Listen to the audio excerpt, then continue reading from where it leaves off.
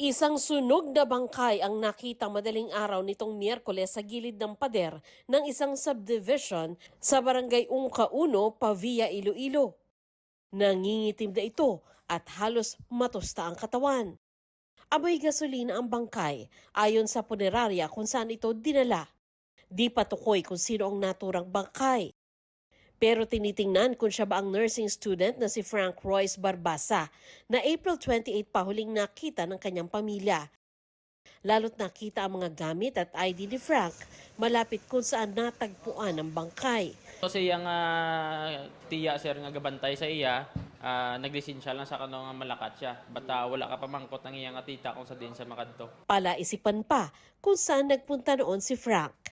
Pero ayon sa malapit na kaibigan ng kanyang pamilya, may mga impormasyong pumunta siya sa isang kaklase sa Pavia bago nawala.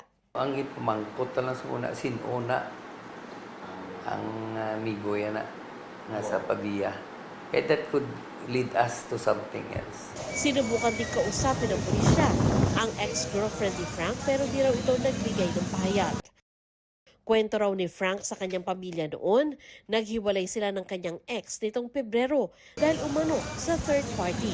Napag-alaman din na nakakapag-chat pa si Frank sa kanyang tiyuhin noong April 28 ng gabi hanggang pasado alauna ng madaling araw noong April 29. Sinusubukan ngayon ng pulisya na buksan ang cellphone ni Frank para makatulong sa investigasyon. Bukod sa pagpapa-autopsy sa bangkay, magsusumite rin ng specimen sample ang ina ni Frank para sa DNA test.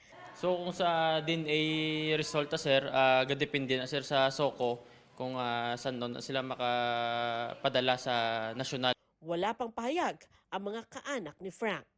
Sandra Aguinaldo, GMA News.